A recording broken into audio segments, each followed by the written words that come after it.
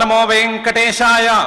తితిక్షా కరుణాదృత మితిక్షాళన ఆతురా గోవింద గోవింద. త్వన్నామ మాత్ర కథనాదతి పుణ్యభావాత్ భావాశయాంతరుదితాచ్చ తదర్థరూపాత్ రూపాభిధాన పృథు సంసృతితీత తత్వం తత్వం పదార్థ పరిశోధనయా విధేయం అని భూతభౌతిక ప్రపంచ నిర్మాత అఘటిత ఘటనాపటు మాయాధిష్ఠాత అయిన శ్రీనివాస పరమాత్ముని తత్వం పదార్థ శోధన చేయవలసిందిగా ప్రార్థించుకుంటూ శ్రీశుకుల వారు ఉపదేశం చేసిన శ్రీమద్భాగవతం యొక్క అధ్యయన కార్యక్రమాన్ని మనం ప్రారంభించుకుందాము. ప్రారంభంలో యథాప్రకారం ఆచార్యుల వారితో కలిసి ప్రార్థనా శ్లోకాలను సంకల్పవాక్యాలను చదువుకుని మంగళాచరణం చేసుకుందాము.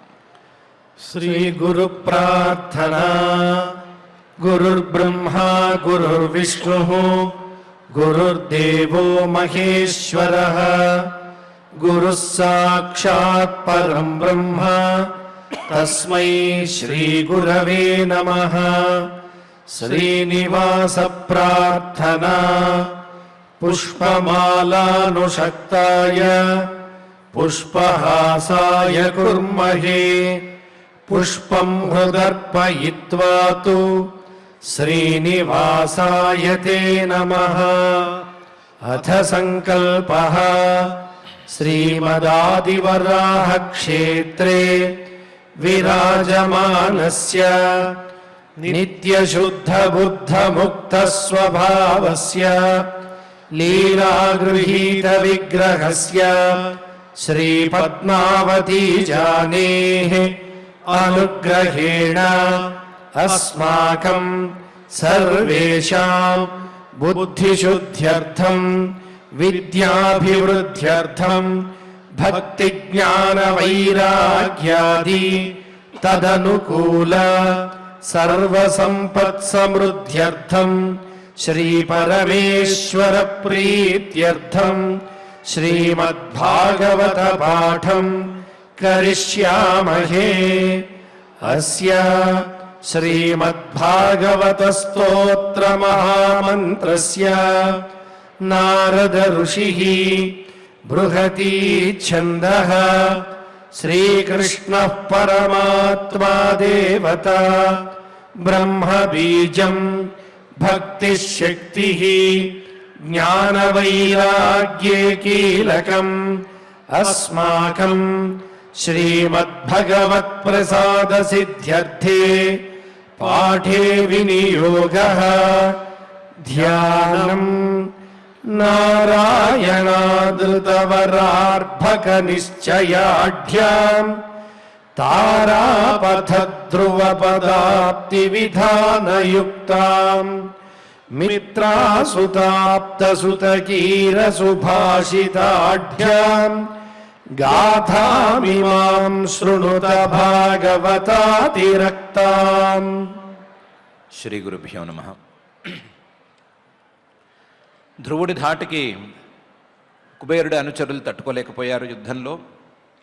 అందుకని వాళ్ళందరూ మాయమైపోయి ఎక్కడ లేని మాయల్ని ధ్రువుడి మీద ప్రయోగించారు. ఆ మాయల్ని ఎలా తప్పించుకోవటం అని ధ్రువుడు ఆలోచించుకునే లోపలే ధ్రువుడు పడుతున్న కష్టాన్ని తీర్చడానికి అక్కడికి మహర్షులు విచ్చేశారు. విచ్చేసి నీ కష్టాలన్నిటినీ ఆ శ్రీమన్నారాయణుడే పోగొట్టాలి అని అన్నారు. ఆ మాట అన్న తర్వాత ధ్రువుడు ఏం చేశారు అనేటువంటి విషయాన్ని తర్వాత తెలియవలసినటువంటి ఎన్నో ముఖ్యమైన విషయాల్ని తెలియచెప్పడానికి మైత్రేయ మహర్షి గారు ఏకాదశాధ్యాయాన్ని ప్రారంభిస్తున్నారు. 11వ అధ్యాయాన్ని ప్రారంభిస్తున్నారు. ప్రారంభంలో ఇలా అంటున్నారు. మైత్రేయ ఉవాచ నిశమ్య గదతామేవం ఋషీణాం ధనుషి ధ్రువః సందధేస్త్రముపస్పృశ్య యన్నారాయణ నిర్మితం. మునులందరూ నారాయణుడే నీ కష్టాలను పోగొట్టాలన్నారు. ఆయన పేరు చెబితే చాలు, అసలు ఆయన పేరు వింటే చాలు కష్టాలన్నీ పోతాయి అన్నారు. అనగానే ఆ మాటలకి ధ్రువుడికి నారాయణాస్త్రం గుర్తొచ్చింది. ఇప్పుడు నేనున్న పరిస్థితికి నారాయణాస్త్రం ఒక్కటే నన్ను కాపాడగలదు అని నిర్ణయించుకున్నాడు. నిర్ణయించుకుని మునులు చెప్పిన దాన్ని ఒక ఉపదేశంలాగా నిశమ్య విని, గదతాం ఏవం ఋషులు కొంచెం వేరే రకంగా చెబుతున్నా సరే వాళ్ళు చెప్పిన దానికి ఇలా అర్థం పెట్టుకుని, ఋషీణాం ఋషివాక్యాలకు ఈ అర్థాన్ని మనసులో ఉంచుకుని, ధ్రువ ఈ ధ్రువుడు ధనుషి అస్త్రం సందధే.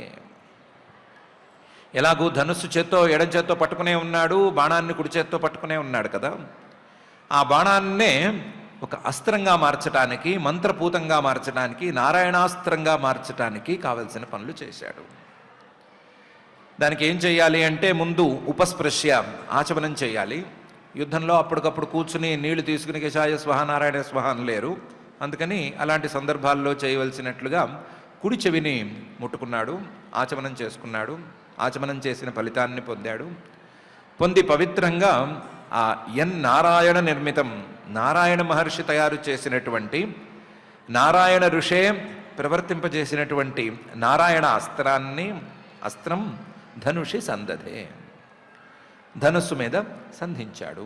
నారాయణాస్త్రాన్ని ప్రయోగించటానికి సిద్ధపడ్డాడు. నిశమ్య గదతామేవం ఋషీణాం ధనుషి ధ్రువ సందధేస్త్రముపస్పృశ్య యన్నారాయణ నిర్మితం అని.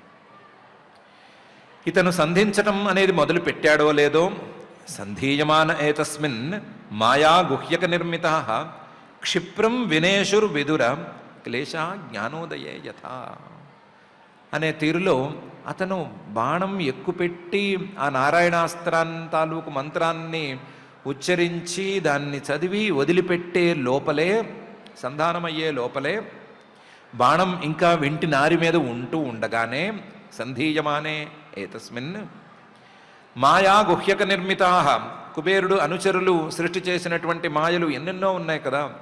సముద్రపు హోరుతో మొదలుపెట్టి ఒక పెద్ద సముద్రమే ముందుకు రావటంతో పూర్తయ్యేటువంటి మాయలన్నీ కూడా మాయా గుహ్యక నిర్మితా క్షిప్రం వినేషు, వెంటనే మాయమైపోయినాయి, వెంటనే నాశనమైపోయినాయి.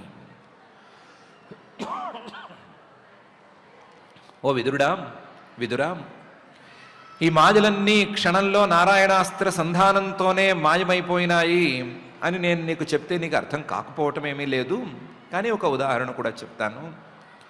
క్లేశా జ్ఞానోదయే యథా, జ్ఞానం, తత్వజ్ఞానం అనేది గనక పుట్టుకొస్తే, అదే గనక కలిగితే, అంతవరకు మానవుణ్ణి పీడిస్తూ వస్తున్నటువంటి క్లేశాలు, అవిద్య, అస్మిత, రాగ, ద్వేష, అభినివేశాలు అనేటువంటి క్లేశాలు మటుమాయమైపోతాయి. ఎలా మటుమాయమైపోతాయో, ఎటుపోయినాయో కూడా తెలియనంత స్థాయిలో పారిపోయినట్లయిపోతాయో, అలాగే ఈ నారాయణాస్త్రం ధనుస్సు మీద ఉండగానే, ఇంకా పడకుండానే, ఈ కుబేరుడు అనుచరులు యక్షులు ప్రదర్శించినటువంటి మాయలన్నీ కూడా మట్టుమాయమైపోయినాయి. సంధీయమానే ఏతస్మిన్ మాయా గుహ్యక నిర్మితా క్షిప్రం వినేషు విదుర క్లేశా జ్ఞానోదయే యథా అని మహర్షి గారు చెప్తున్నారు.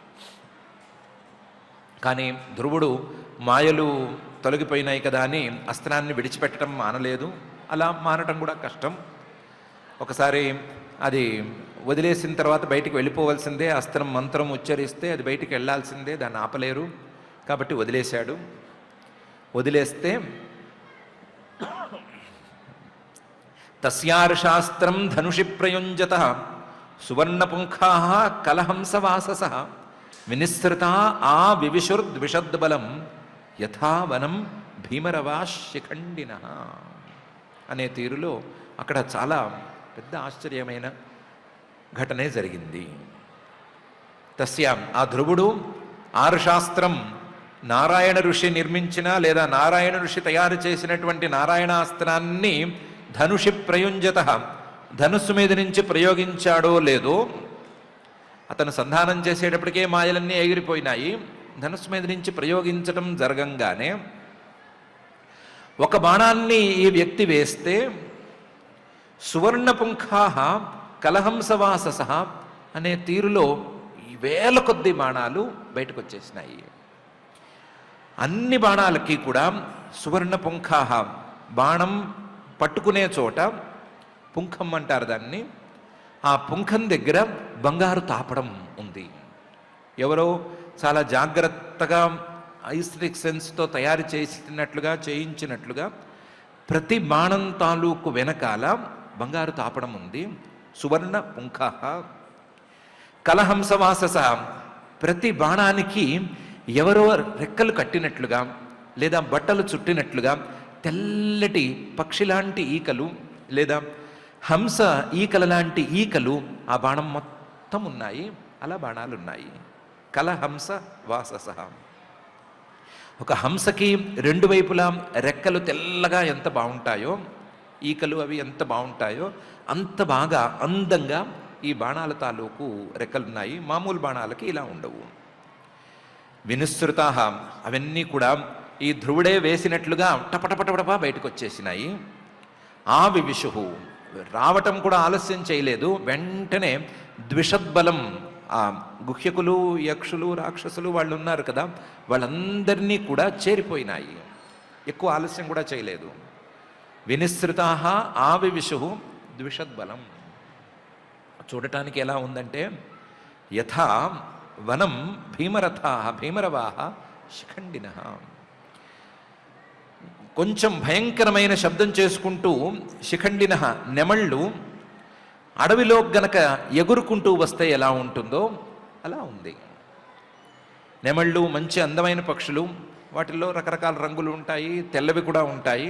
తెల్ల నెమళ్ళు మిగతా నెమళ్ళు అవి కేక అంటారు వాటి శబ్దాన్ని. ఆ కేక పెట్టుకుంటూ శబ్దం చేసుకుంటూ భీమరవాహ, అది కూడా కొంచెం పెద్ద స్థాయిలో శబ్దం చేసుకుంటూ అడవిలోకి వస్తే, అడవి మీద పడితే ఎంత అందంగా ఉంటుందో ఆ సీన్ అంత అందంగా ఉంది. తస్యార్షాస్త్రం ధనుషి ప్రయుంజత సువర్ణపుంఖా కలహంసవాసస వినిసృతా ఆ వివిశుర్ద్విషద్బలం యథా వనం భీమరవా శిఖండిన అని మహర్షి గారు ఆ సీన్ని వర్ణించి చెప్తున్నారు. మరి ఇది యుద్ధం కదా, యుద్ధాన్ని అందంగా వర్ణిస్తే అర్థమేముంటుంది? యుద్ధంలో నెమళ్ళు చక్కగా రంగురంగుల నెమళ్ళు వచ్చినాయి, మీద పడ్డాయి అంటే ఏముంటుంది అంటే, ఒకసారి నెమళ్ళు ఎలాంటివో చూసుకోండి. అవి చూడ్డానికే బాగుంటాయి. అవి గనక అవి ఇష్టపడని వస్తువుని కానీ ఇష్టపడని ప్రాణిని కానీ వాటి ముక్కుతో కొట్టినాయి అంటే భరించడం అనేది ఎవరి వల్ల కాదు. పాము పడగెత్తి చాలా తీవ్రంగా నాట్యమాడుతున్నా సరే ఇవి పాము కంటే వేగంగా తమ ముక్కుతో పాము పడగ మీద దెబ్బతీయగలవు. చాలా వేగంగా కదులుతాయి, చాలా గట్టిగా కూడా దెబ్బతీస్తాయి. నెమళ్ళు చూడ్డానికి ఉన్నంత అందమైన పక్షులేం కావు. వాటితో వైరం పెట్టుకున్న ప్రాణి ఏ ప్రాణి సుఖపడదు. అలాగే ఈ నారాయణాస్త్రం చూడటానికి అందంగా ఇలా ఉన్నా, నారాయణాస్త్రం ద్వారా వచ్చినటువంటి బాణాలన్నీ చక్కగా అందంగా ఉన్నా సరే దెబ్బతీసేది మాత్రం దెబ్బతీసేదే. శత్రువులని దెబ్బతీయటం తప్పనిసరి. అది ఉదాహరణతోనే తెలిసిపోతోంది, దాన్ని చూసుకోండి అని మహర్షి గారు యథా వనం భీమరవాహ శిఖండిన.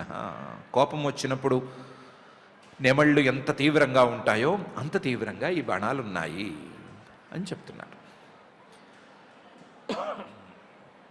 తైస్తిగ్మధారై ప్రధనే శిలీముఖై ఇతస్తతః పుణ్యజనా ఉపద్రుతా తమభ్యధావన్ కుపితా ఉదాయుధా సుపర్ణమున్నద్ధ ఫణా ఇవాహయ అనే తీరులో పైన సీన్ కూడా జరిగిపోయింది.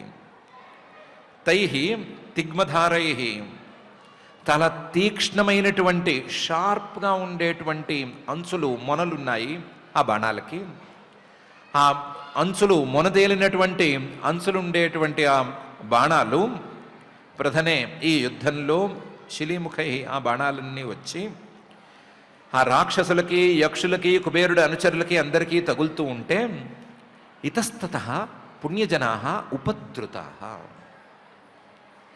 వాళ్ళకి దెబ్బలు తగిలి చాలా భయంకరమైన నొప్పి కలిగింది, ప్రాణాలు పోతాయి అనేటువంటి భయం కూడా కలిగింది. పుణ్యజనా ఉపద్రుతా, పుణ్యజనులకి, వాళ్ళకి పుణ్యజనులు అని పేరు, వాళ్ళందరూ చాలా ఇబ్బంది పడ్డారు. దాంతో ఇతస్తతః ఉపద్రుతా, ఇటు అటు పారిపోవటం మొదలుపెట్టారు.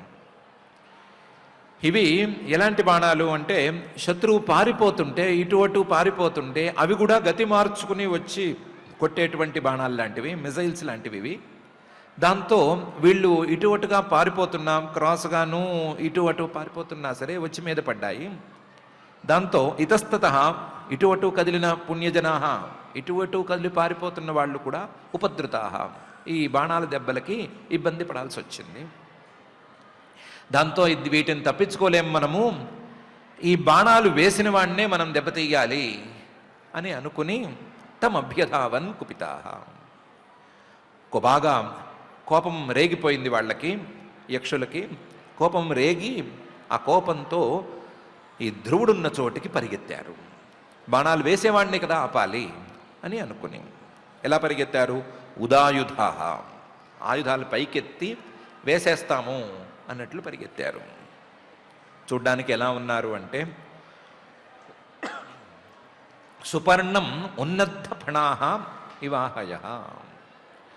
గరుత్మంతుడు వచ్చి పాముల్ని ఇబ్బంది పెడుతుంటే నీ పని మేము చూస్తాము అన్నట్లుగా పాములన్నీ పడగెత్తి కోపంగా గరుడ పక్షి మీదకి వెళితే చూడ్డానికి ఎలా ఉంటుందో అలా ఈ పరిస్థితి ఉంది. వీళ్ళందరూ పాముల్లాగా ఈయంతో ధ్రువుడితో దెబ్బలు తింటున్నారు. ధ్రువుడేమో గరుడ పక్షిలాగా బలంగా ఉన్నాడు.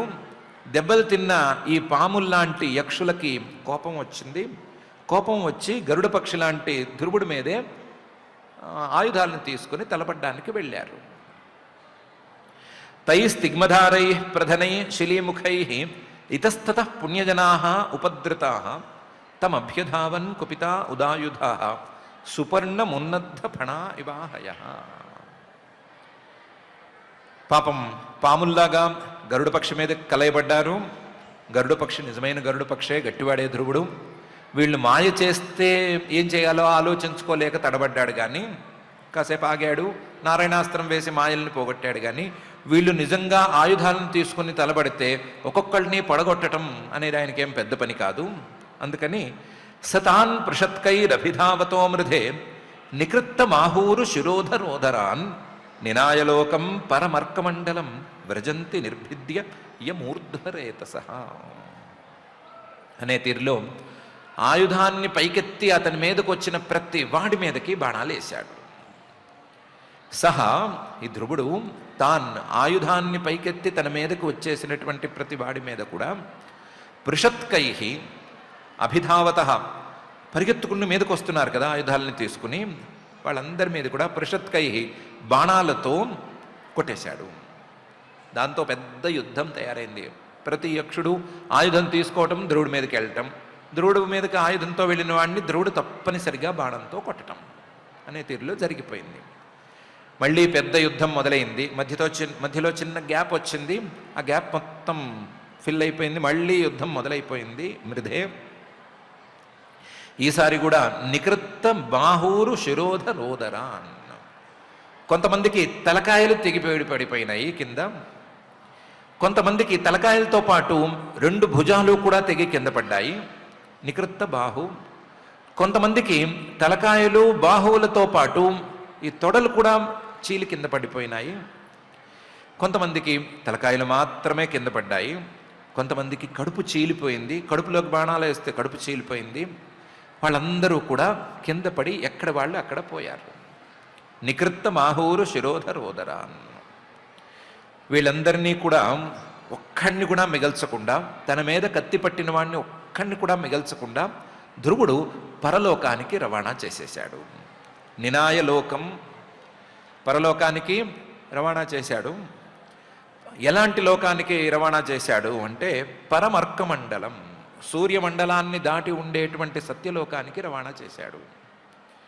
ఎందుకంటే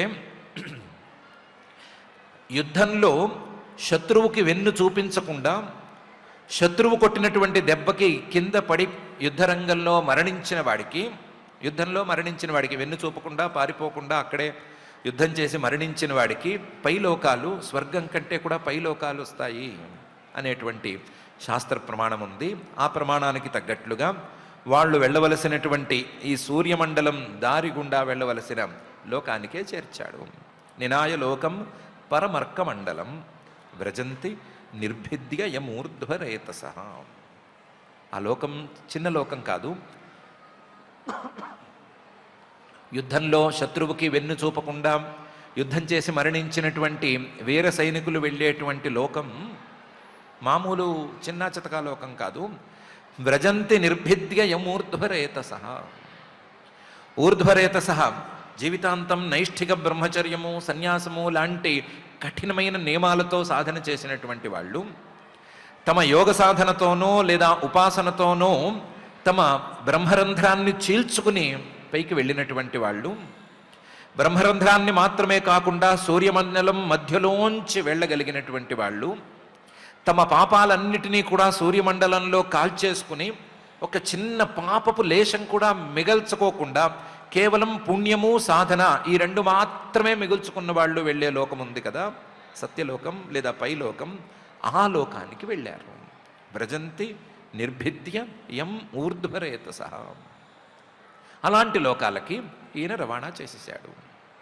వాళ్ళు వెళ్ళారు, ఈయన దెబ్బ కొడితే వెళ్ళారు కాబట్టి ఈయనే రవాణా చేశాడు అని మహర్షి గారు చెప్తున్నారు. సతాన్ ప్రషత్కైరభిధావతో మృధే నికృత్త బాహూరు శిరోధరోదరాన్ నినాయలోకం పరమర్కమండలం వ్రజంతి నిర్భిద్య యమూర్ధ్వరేతస అని. యుద్ధం చాలా బాగా సాగుతోంది. కాస్తంత ఫైటింగ్ నేచర్ ఉండే వాళ్ళకి లేదా యుద్ధం సీన్లు లేదా రెజ్లింగ్ మ్యాచ్లు ఇవన్నీ చూడాలి అనే ఆసక్తి ఉండే వాళ్ళకి చాలా ఇంట్రెస్టింగ్గా ఉంది. అలాంటి సందర్భంలో తాన్ హన్యమానాన్ అభివీక్ష్య గుహ్యకాన్ అనాగసశ్చిత్రరథేన భూరిశ ఔత్తానపాదిం కృపయా పితామహ మనుర్జగాద ఉపగత సహర్షిభి అని ఎవరూ అనుకోనట్లుగా, ఎవరూ ఊహించనట్లుగా ఒక చిన్న ఘటన జరిగింది. తాన్ హన్యమానాన్, ధ్రువుడు చెలరేగిపోతున్నాడు, బాణాల మీద బాణాలు వేసేస్తున్నాడు. రాక్షసులకి యక్షులకి మాయ చేసేటువంటి అవకాశం కూడా లేదు. వెనకాల నారాయణాస్త్రం పనిచేస్తూనే ఉంది. ఇక మాయకి ఛాన్స్ లేదు. వాళ్ళకున్న ఒకే ఒక అవకాశం ఆయుధం తీసుకుని ధ్రువుడి మీద పడటం. దాంతో వాళ్ళు ఆయుధం తీసుకున్నారు, ధ్రువుడి మీద పడుతున్నారు. ధ్రువుడి మీద పడ్డవాడు పడ్డట్టుగా కింద పడిపోతున్నాడు. తాన్ హన్యమానాన్ అభివీక్ష్య గుహ్యకాన్. ఇది చూస్తే ఈ యక్షులందరూ ఈరోజు ఖాళీ అయిపోవటం గ్యారంటీ. వచ్చిన వాళ్ళు 13,000 మందో 130,000 మందో ఉన్నారు. వీళ్ళందరూ అయిపోతారు. వీళ్ళ తర్వాత మిగతా వాళ్ళు వస్తారు, వాళ్ళందరూ కూడా అయిపోతారు అనేటువంటి తేలిపోతోంది. కానీ ఈ ఇష్యూ మొత్తం మీద మొత్తం జరుగుతున్నటువంటి సంఘటనలో ప్రధానమైన పాయింట్ ఒకటి ఉంది. దాన్ని ధ్రువుడు మర్చిపోయాడు, వినేవాళ్ళు మర్చిపోయారు. అదేంటంటే ఈ ధ్రువుడి చేతిలో మరణిస్తున్నటువంటి ఏ యక్షుడు పాపం చేసినవాడు కాడు, తప్పు చేసినవాడు కాడు. ఈ యక్షులందరూ తప్పు చేసిన వాళ్ళయ్యి ధ్రువుడి చేతిలో మరణించటం అనేది జరగటం లేదు. వీళ్ళందరూ అనాగస, ఏ పాపము ఎరగని వాళ్ళు, ఏ తప్పు చేయని వాళ్ళు. వాళ్ళ రాజ్యం ముందుకి వాళ్ళ కోట ముందుకి వచ్చి శంఖనాదం చేస్తే ఎవరు వీడు అనుకోవటానికి వచ్చారు. దమ్మున్నవాడు రండి అంటే దమ్మున్నవాళ్ళుగా వచ్చారు. అలాంటి వాళ్ళని సంహరించాల్సిన అవసరమేమీ లేదు. ఎవరూ సంహరించడానికి ఛాన్స్ లేదు. అనాగస, అందులోనూ చిత్రరథేన, ధ్రువుడు లాంటి వాడు ఈ పని అస్సలు చేయకూడదు. అందులోనూ భూరిశ, మందలు మందలుగా వీళ్ళందరూ అయిపోతున్నారు.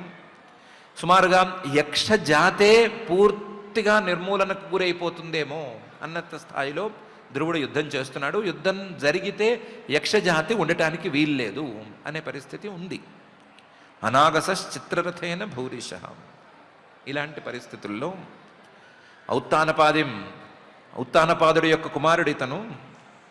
అలాంటి ఉత్తానపాదుడి కుమారుణ్ణి కృపయా దయతో పితామహ, ఉత్తానపాదుడి తండ్రి, ఈ ధ్రువుడి తాత అయినటువంటి మనువు గారు సహర్షిభి, ఋషులతో సహా వచ్చి కలిశాడు.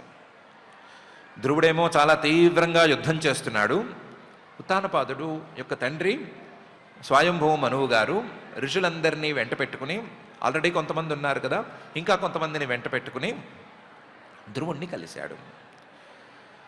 ఉపగత వచ్చాడు. వచ్చినవాడు జగాద, ధ్రువుడితో వెంటనే మాటలు మొదలుపెట్టాడు. తాన్ హన్యమానాన్ అభివీక్ష్య గుహ్యకాన్ అనాగసశ్చిత్రరథేన భూరిశ ఔత్తానపాదిం కృపయా పితామహ మనుర్జగాద ఉపగత సహర్షిభి. ఏమని చెప్పాడు మనురువాచ? మనువు చెప్పిన ప్రతి మాట చాలా విలువైనటువంటి మాట. అందులో మొదటి మాటగా చెప్పాడు, అలం వత్సాతిరోషేణ తమోద్వారేణ పాప్మన ఏన పుణ్యజనానేతాన్ అవధీస్త్వమనాగసః అని చెప్పాడు. ముందు ఒక ప్రశ్న వేశాడు అని అనుకుందాం. నాయనా మహావీర, ధ్రువుడ, నీ చేతిలో నారాయణాస్త్రంతో సహా అన్ని అస్త్రాలు ఉన్నాయి, ఏమీ కొదవలేదు, ఎంతటి మాయ వచ్చినా ఛేదించగలవు, సమయానికి నీకు సలహా ఇవ్వటానికి మహర్షులే సిద్ధంగా ఉన్నారు, ఫలానా అస్త్రం వేయాలా ఇంకో అస్త్రం వేయాలా అన్న సందేహం వస్తే వెంటనే సలహాలు చెప్పడానికి మహర్షులే సిద్ధంగా ఉన్నారు. వాళ్ళు పాపం వేరే అర్థంలో చెప్పినా నువ్వు సరిగ్గా అర్థంలో తీసుకోగలవు, నీకు కావాల్సిన అర్థంలో. ఇలాంటి మహావీరుడివి నువ్వు, నారాయణాస్త్రంతో సహా అన్ని అస్త్రాలు చేతిలో ఉన్నవాడివి. ఇంతకీ ఈ యక్షుల్ని ఎందుకు సంహరిస్తున్నావో చెప్పు, ఈ యుద్ధం ఎందుకు చేస్తున్నావో చెప్పు. నువ్వు సంహరిస్తున్నావు కదా, నీ చేతిలో మరణిస్తున్న వాళ్ళల్లో ఒక్కడైనా సరే తప్పు చేశాడు అని నీ దగ్గర ఏమన్నా ఉందా, సాక్ష్యం ఉందా?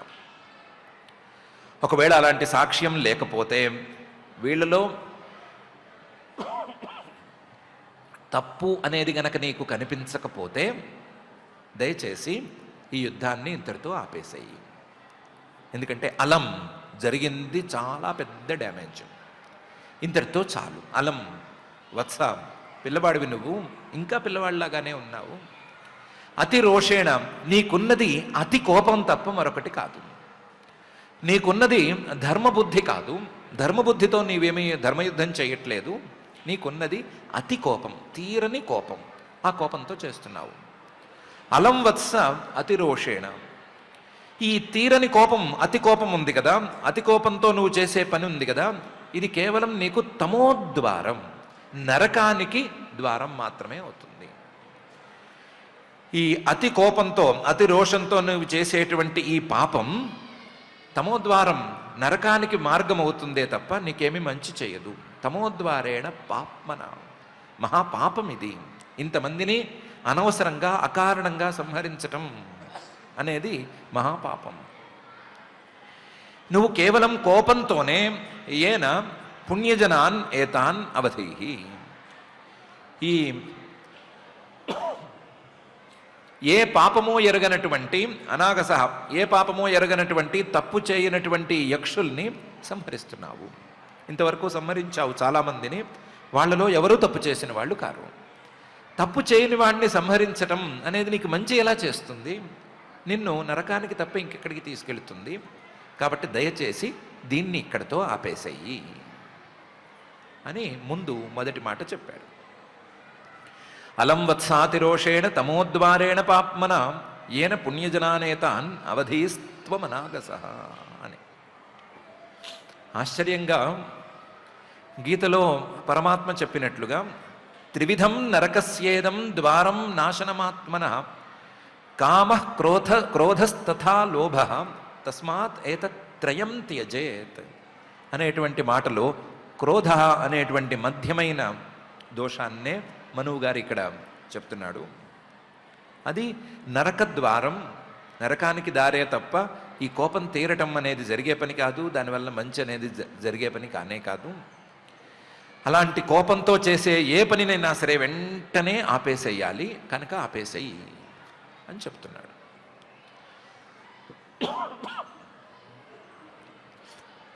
ఇది కేవలం నువ్వు కోపంతో చేస్తున్నావు తప్పు అని మాత్రమే కాదు, దీన్ని తప్పు అని మనం ఇప్పుడు వాదించి కూడా నిర్ణయించుకోనక్కర్లేదు. ఇది తప్పు అవునా కాదా, ఇలాగా అవునాగా అని ఆలోచించుకోనక్కర్లేదు. ముందు నువ్వు దీన్ని ఆపేయటానికి నా దగ్గర ఒక కారణం ఉంది. ఏం కారణం? నాస్మత్ కులోచితం తాత కర్మైతత్ సద్విగర్హితం వధో యదుపదేవానాం ఆరబ్ధస్తే అకృతైనసాం అనేది ఉంది. నా అస్మత్ కులోచితం, ఇది మన వంశంలో పుట్టిన వాడికి ఎవ్వడికీ సరి అయిన పని కాదు.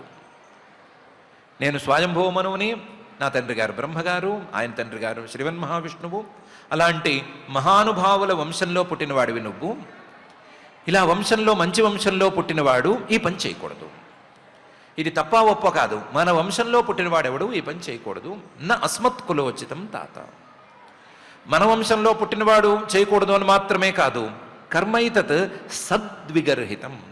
మంచివాళ్ళు ఎవ్వరూ కూడా దీన్ని మెచ్చరు. మంచివాళ్ళు ఎవరైనా సరే దీన్ని చీ అంటారు తప్ప దీన్ని గొప్పగా చెప్పుకోరు. అలాంటి పనిది. మరి వచ్చిన మహర్షులు ఏం చెప్పారో నీకు సరిగ్గా అర్థం కాలేదు. వాళ్ళు చెప్పింది వేరు, నువ్వు అర్థం చేసుకున్నది వేరు. నా అస్మత్కులోచితం తాత కర్మైతత్ సద్విగర్హితం వధో యదుపదేవానాం. ఈ కుబేరుడి యొక్క అనుచరులను సంహరించాలి అని నువ్వు మొదలుపెట్టావు కదా. ఆరబ్ధ వధ యదుపదేవానాం అకృతైన సాం. ఏ పాపము ఎరగని, ఏ తప్పు చేయని ఈ యక్షుల్ని రాక్షసుల్ని సంహరించాలని పూనుకున్నావు కదా. వీళ్ళు తప్పు చేయనప్పుడు నువ్వు వాళ్ళని సంహరించటం అనేది మన వంశానికి సరిపోయేది కాదు. ఏ మంచివారు మెచ్చే పని కాదు. న అస్మత్కులోచితం తాత కర్మైతత్ సద్విగర్హితం వధో యదుపదేవానాం ఆరబ్ధస్తే అకృతైన సాం అని స్వయంభవ మనువు గారు తన మనవడు ధ్రువుడితో అన్నారు.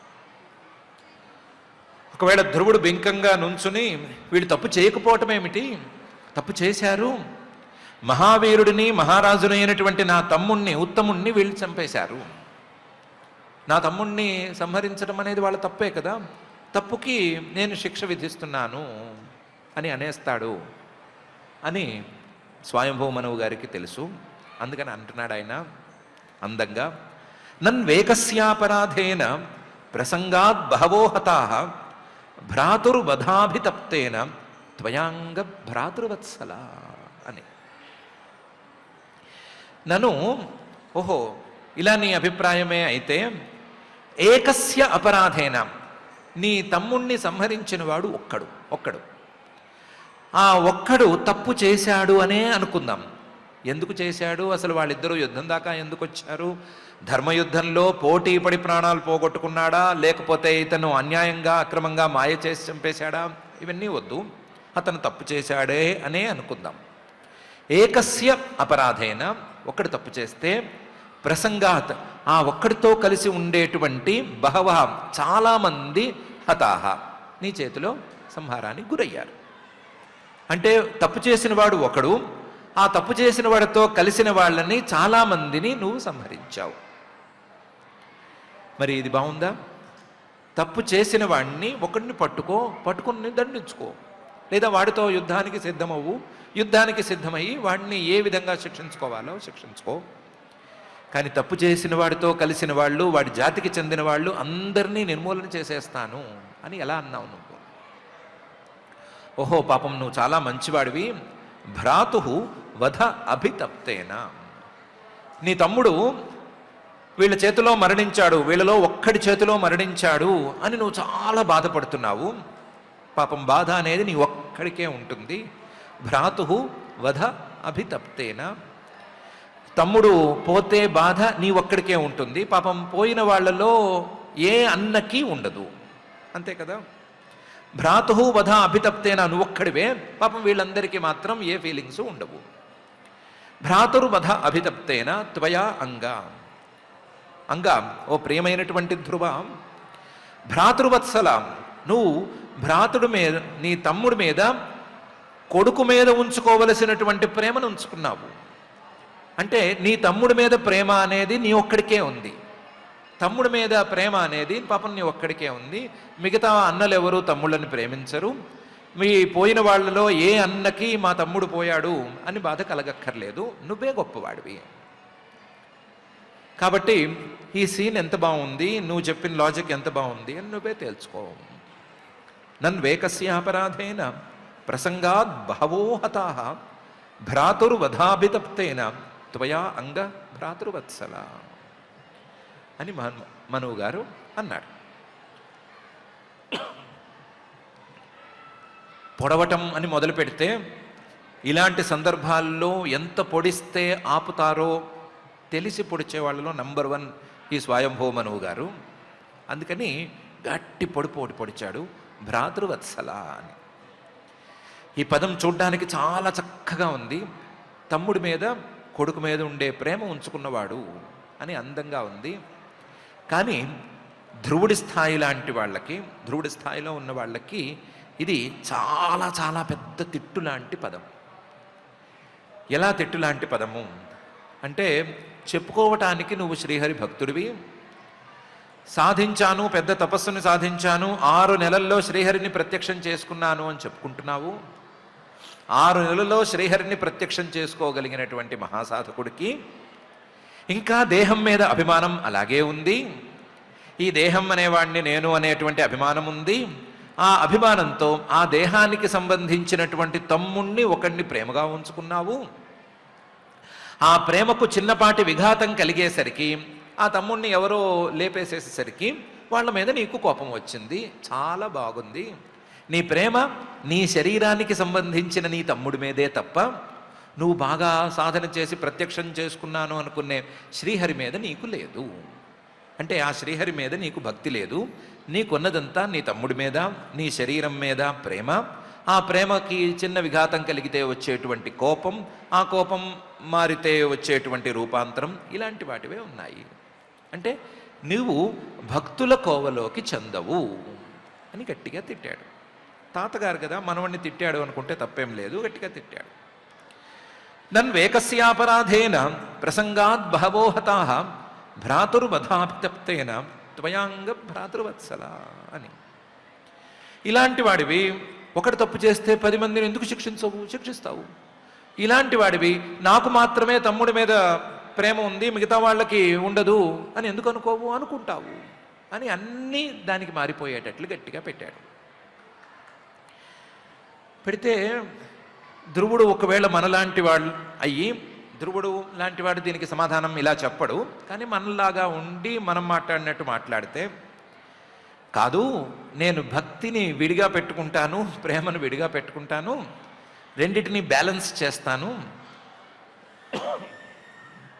ఇప్పుడు నేను వ్యవహారంలో ఉన్నాను కాబట్టి భక్తిని భక్తిగా ఉంచుకుని మళ్ళీ ప్రేమల్ని లేదా బాధ్యతల్ని వీటన్నిటినీ విడిగా ఉంచుతాను, రెండింటినీ సరిగ్గా చూసుకుంటాను అనే మాట అయితే, లేదా అసలు తప్పు చేసిన వాడితో మిగతా వాళ్ళు ఎందుకు చేరారు? తప్పు ఒకటి చేస్తే తప్పు చేసిన వాడితో చేరిన వాడు కూడా తప్పు చేసినట్లే, అదే న్యాయం అవుతుంది. కాబట్టి తప్పు చేసిన వాడితో కలిసినవాడు, వాడిని వెనకేసుకొచ్చేవాడు అందరూ తప్పు చేసినట్లే, కాబట్టి అందరినీ నేను శిక్షిస్తాను అనైనా ధ్రువుడు ఒకవేళ మాట్లాడేస్తే మనలాగా, అప్పుడు ఆయన స్వయంభూ మనువు గారు చెప్పారు, నాయం మార్గోహి సాధూనాం హృషీకేశానువర్తినాం యదాత్మానం పరాగృహ్య పశువద్భూత వైశసం అని. నీ లాజిక్ ఏమీ బాలేదు. నేను రెండిటిని బ్యాలెన్స్ చేస్తాను, భక్తి భక్తే, ప్రేమ ప్రేమే అనే మాట బానే లేదు, అస్సలు సరిపోదు. నాయం మార్గోహి సాధూనాం, మంచివాళ్ళు ఎవరు, గొప్పవాళ్ళు, సాధకులు ఇలా ఆలోచించరు, వాళ్ళ దారి ఇది కాదు. నాయం మార్గోహి సాధూనాం, అందులోనూ హృషీకేశానువర్తినాం. హృషీకం అంటే మనస్సు, ఆ మనస్సులో ఉండి, మనస్సులోనే అంతర్యామిగా ఉండి మనస్సులో జరిగేటువంటి ప్రతి సంఘటనని చూసేటువంటి ఆ పరమాత్మ ఉన్నాడు కదా, ఆ పరమాత్మను అనుసరిస్తున్నాము, ఆయన భక్తులము అని చెప్పుకునే వాళ్ళకి ఎవరికీ కూడా ఇది సరి అయిన మార్గం కానే కాదు. నాయం మార్గోహి సాధూనాం హృషీకేశానువర్తినాం, ఏమి సరి అయింది కాదు అంటే, యదాత్మానం పరాక్ గృహ్య, ఈ శరీరాన్ని నేను అని భావించి, ఈ శరీరం నేను అని స్థిరపరచుకుని, ఆ శరీరానికి సంబంధించిన వాళ్ళందరూ నా వాళ్ళు అని అనుకుని, నా వాళ్ళకి ఏమైనా గనక జరిగితే, నాకు కానీ నా వాళ్ళకి కానీ ఏమైనా జరిగితే నేను వెంటనే రియాక్ట్ అవుతాను. నేను వెంటనే రియాక్ట్ అయ్యి అవసరమైతే వాళ్ళని సంహరించటానికి కూడా వెనకాడను. భూత వైశసం, ఏ ప్రాణి ఉన్నా సరే ఆ ప్రాణిని నాకు అడ్డం వచ్చినా, నాకు నా వాళ్ళకి హాని కలిగించేటువంటి ఏ ప్రాణినైనా సరే నేను సంహరించేస్తాను అని అనుకోవటం అనేది పశువత్ పశువుల్లాంటివి చెయ్యాలే తప్ప నీలాంటివాడు లేకపోతే మంచివాడు హృషికేశానువర్తినాం శ్రీహరి భక్తులో శ్రీమన్నారాయణుడి భక్తులో ఈ పని చేయకూడదు. పశువులు ఇలాగే ఆలోచిస్తాయి. ఏమని ఆలోచిస్తాయి? నేను అంటే ఏంటి? 4 కాళ్ళు, తోక, ముట్టె, ఏదో పొగరు, కొమ్ము, ఇవి నేను. నాకు సంబంధించిన వాళ్ళు ఎవరు అంటే నాకు పుట్టినటువంటి పిల్ల లేదా నా తోటి పశువు అని ఆలోచిస్తాయి. ఈ నా పిల్లకి కానీ నా తోటి పశువుకు కానీ ఏమైనా ఆపద అనేది వస్తే నాకు కానీ నేను వెంటనే ఎంతటి హింసకైనా సరే తెగబడతాను. ఎంతటి హింసకైనా తెగబడి ఎంత పనైనా చేసి నన్ను నా వాళ్ళని కాపాడుకుంటాను అని పశువులు అంటాయి. పశువులు అంటంలో ఆశ్చర్యమేం లేదు. వాటికి ఏమీ జ్ఞానం లేదు. అవేమి మేము భక్తులము అని చెప్పుకోవు, అవేమి మేము మంచివాళ్ళము అని చెప్పుకోవు. నేను పశువును అనే మాత్రమే చెప్పుకుంటుంది. కాబట్టి పశువత్ భూతవైశసం పశువులకు చెల్లుతుందేమో కానీ నాయం మార్గో హి సాధూనాం హృషికేశానువర్తినాం యదాత్మానం పరాగృహ్య. ఈ దేహాన్ని నేను అనుకోవటం, దేహానికి సంబంధించిన వాళ్ళను నా వాళ్ళను అనుకోవటం, వాళ్ళకేమైనా హాని జరిగితే తెగబడటం, ఎంత పని చేయడానికైనా సరే తెగబడటం అనేది భగవద్భక్తులకు తగినది కాదు. ఇలాంటి పని చేసేవాళ్ళు మేం భక్తులము అని చెప్పుకోవటానికి వీల్లేదు. అదదే ఇదిదే చెల్లదు, ఇక్కడ చెల్లదు. నాయం మార్గో హి సాధూనాం హృషికేశానువర్తినాం యదాత్మానం పరాగృహ్య పశువత్ భూతవైశసం అని స్వయంభూ మనువు గారు మనవడితో చెప్పారు. ఇంకా ఆయన చెప్పే మాటలు చాలా అద్భుతమైన మాటలు పైన ఉన్నాయి. ఆయన అడిగిన ప్రశ్నకు పాపం ధ్రువుడి దగ్గర సమాధానం లేనే లేదు. ధ్రువుడు యక్షులొచ్చి ఆయుధాలను పట్టినప్పుడు కూడా భయపడలేదు, లేదా వాళ్ళు మాయలు చేసినప్పుడు కూడా కన్ఫ్యూజ్ అయ్యాడే కానీ పాపం భయపడలేదు. కానీ తాతగారు వచ్చి ప్రశ్న వేస్తే సమాధానం లేక తికమక పడ్డాడు పాపం. ఇలాంటి ప్రశ్నకి ఎవరి దగ్గర సమాధానం ఉండదు. తప్పే అని ఒప్పుకోవటం తప్ప వేరే దారి కూడా ఉండదు. మనకి ధ్రువుడు లాంటి పరిస్థితి ఎప్పటికీ రాకూడదని గట్టిగా మనం ప్రార్థించుకుందాము. ఒకళ్ళు తప్పు చేస్తే ఆ తప్పుకు సంబంధించిన వాళ్ళందరినీ శిక్షించే లేదా వాళ్ళందరినీ కూడా ఏదో విధంగా హింసించేటువంటి ఆలోచన మనకు అక్కర్లేదు అని గట్టిగా నిందించుకుందాము. పైగా ధ్రువుడు లాంటి తీవ్రమైన పట్టుదల మనకంటూ ఏమీ లేదు. కాబట్టి ఆ ప్రమాదం కూడా చాలా తక్కువే. ఏమైనా ఉంటే ఒకళ్ళ మీద కోపం వస్తే కుటుంబం మొత్తం మీద చూపించడం లాంటి చిన్న చిన్న అలవాట్లే. వాటిని ఎలా పోగొట్టుకోవాలి, కోపాన్ని ఎలా దాటాలి, కోపం అనేది త్రివిధం నరక సేదం ద్వారం నాశనమాత్మనః అనే తీరులో ఎలా అర్థం చేసుకోవాలి అనే సంగతి ఆలోచించుకుందాము. కానీ భగవద్భక్తులు అనేటువంటి వాళ్ళు ఎలా ఉండాలి, భగవద్భక్తులు ఎక్కడి నుంచి మొదలు పెట్టుకోవాలి, భగవద్భక్తులు తమ ఆలోచన తీరుని ఎలా మరల్చుకోవాలి అనే విషయాన్ని స్వయంభూ మనువు గారి ప్రశ్నల్లోంచి మనం జాగ్రత్తగా లాక్కుని అర్థం చేసుకుందాం. అలా అర్థం చేసుకోవటం మొదలు పెడితే ఆయన పైన చెప్పేటువంటి వాక్యాలకు కూడా అర్థం మనకు సులభంగా అందంగా తెలిసే అవకాశం ఉంటుంది. కాబట్టి స్వయంభూ మనువు గారి ప్రశ్నల్లోనూ ఆయన చెప్పే మాటల్లోనూ భక్తులు ఎలా నడుచుకోవాలి అనేటువంటి అంశాన్ని ప్రధానంగా పట్టుకుందాము. దాన్ని పట్టుకుని మనం భక్తిగా ఉండి మన ద్వారా ఎవరికి హాని జరగనటువంటి పరిస్థితికి మనం చేరుకుందాము. అలాంటి పరిస్థితికి చేర్చవలసిందిగా ఆ భూత భౌతిక ప్రపంచ నిర్మాత అఘటిత ఘటనాపటు మాయాధిష్ఠాత అయిన శ్రీనివాస పరమాత్మని భక్తిగా ప్రార్థించుకుందాము. ఇక పారాయణ కార్యక్రమాన్ని ప్రారంభించుకుందాము. ఓం నమో వెంకటేశాయ. అనఘా మనుకులమునకిది అనుచిత కర్మంబు ఒకనికై పెక్కండిట్లని మునదృంగిరి ఇది నీ కన్నయంబును బలవదుడగు దుడుగుమయ్య కుమార అని మనవుడికి తాతగారు చెప్పినటువంటి హితోపదేశ రూపంగా ఈనాడు శ్రీమద్ భాగవత అమృత రసాస్వాదంలో భాగంగా మనం ఆచార్యముఖంగా వినేటువంటి భాగ్యాన్ని ఆ దేవదేవుడు ప్రసాదించాడు. ఆ అర్థాన్ని అనుసంధానం చేసుకుంటూ శ్రద్ధగా శ్రీమద్భాగవతంలో చతుర్థ స్కందంలో ఏకాదశాధ్యాయంలో ఆది నుంచి మనం శ్లోకాలని పారాయణ చేసుకుందాం. అథ అథ శ్రీమద్భాగవతే శ్రీమద్భాగవతే పారమహంస్యాం సంహితాయాం పారమహంస్యాం సంహితాయాం చతుర్థస్కంధే చతుర్థస్కంధే ఏకాదశోऽధ్యాయः ఏకాదశోऽధ్యాయः మైత్రేయ ఉవాచ మైత్రేయ ఉవాచ నిశమ్య గదతామేవం నిశమ్య గదతామేవం ఋషీణాం ధనుషి ధ్రువః ఋషీణాం ధనుషి ధ్రువః సందధేస్త్రముపస్పృశ్య సందధేస్త్రముపస్పృశ్య యన్నారాయణ నిర్మితం యన్నారాయణ నిర్మితం సంధీయమాన ఏతస్మిన్ సంధీయమాన ఏతస్మిన్ మాయా గుహ్యక నిర్మితాః మాయా గుహ్యక నిర్మితాః క్షిప్రం వినేషుర్విదురా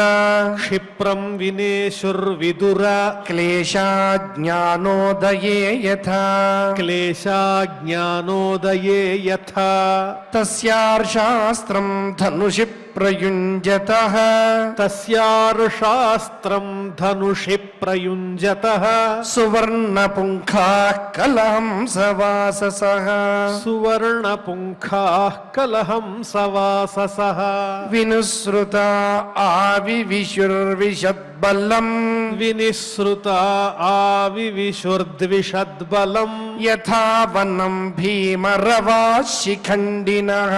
యథా వనం భీమరవాశిఖండినః తైస్తిగ్మధారైః ప్రధనే శిలీముఖైః తైస్తిగ్మధారైః ప్రధనే శిలీముఖైః ఇతస్తతః పుణ్యజనా ఉపద్రుతాః ఇతస్తతః పుణ్యజనా ఉపద్రుతాః తమభ్యధావన్ కుపితా ఉదాయుధాః తమభ్యధావన్ కుపితా ఉదాయుధాః సుపర్ణమున్నద్ధపణా ఇవాహయః సుపర్ణమున్నద్ధఫణా ఇవాహయః సతాన్ పృషత్కైరభిధావతో మృధే సతాన్ పృషత్కైరభిధావతో మృధే నికృత్తబాహూరుశిరోధరోదరాన్ నికృత్తబాహూరుశిరోధరోదరాన్ నినాయలోకం పరమర్కమండలం నినాయలోకం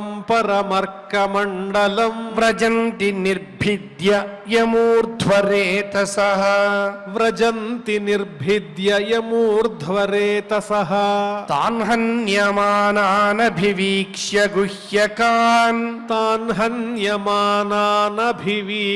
గుహ్యకాన్ అనాగసశ్చిత్రరథేన భూరిశః అనాగసశ్చిత్రరథేన భూరిశः ఔత్తానపాదిం కృపయా పితామహో ఔత్తానపాదిం కృపయా పితామహో మనుర్జగాదోపగతః సహర్షిభిః మనుర్జగాదోపగతः సహర్షిభిః మనురువాచ మనురువాచ అలం వత్సాతిరోషేణ అలం వత్సాతి రోషేణ తమోద్వారేణ పాప్మనా తమోద్వారేణ పాప్మనా ఏన పుణ్యజనానేతాన్ ఏన పుణ్యజనానేతాన్ అవధీస్త్వమనాగసః అవధీస్త్వమనాగసః నాస్మత్కులోచితం తాత నాస్మత్కులోచితం తాత